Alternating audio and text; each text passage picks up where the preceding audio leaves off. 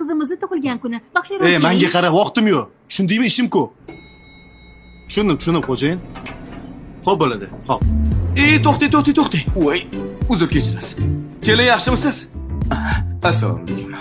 Yaxshimisiz?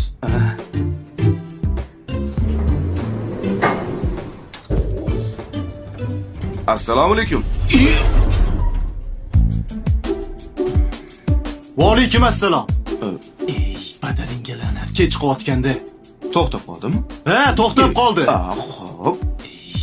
Shu paytda kech qotganda. Men ro'parangizda turadigan qo'shningizman. Sevimli Samarqand kabasi sexida ishlayman. Butun O'zbekistonda mahsulotimiz bor. Xohlasangiz beraman. Olasizmi? Halolmi o'zi bu? Voy. Tekshirdamisiz? Aka qarang. Halol degan sertifikati bor. Har 3 oyda sizga o'xshagan kattakonlar kelib, tekshirib ketishadi. Qizig'i yo'q menga. Qizig'i yo'q. Qizig'i yo'q. Bitta shaharda, bitta domda, bitta podyezdda turamiz. Lekin bir-birimizni tanimiz ekanmiz. Nimaga?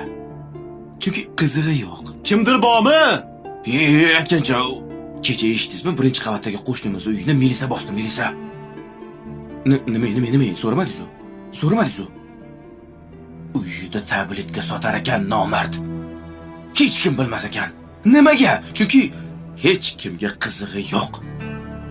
Keyin ba'zilarga farzandi ham qiziq emas. Eng achinarlisi-chi, bugun farzandlarimiz bizga qiziq bo'lmasligi mumkin, lekin kelajakda farzandlarimizga biz qiziq bo'lmay qolishimiz mumkin.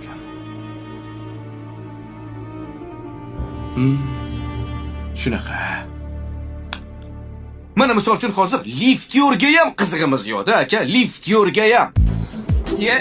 Xayriyatga xormela dimi qilib qolmadinglarmi? Padaringga la'nat, qizuv lekin nega bizilib qoldi ekan bu? Xayriyat, hech bo'lmasa liftyorga qizig'imiz bor ekan. Qizuv, knopka bosilmadi. Yo'q. Hozir men korobkani qarab kelay. Aka, sizga yurakdan maslahat beraymi? Hozir mana shu kalbasani oling. Uyingizga hamma ishingizni yig'ishtirib qaytib kiring. Nonushta qiling. Ular yaxshi inson. Oling. Sog' bo'ling, boshqatdan tanishganimdan xursandman.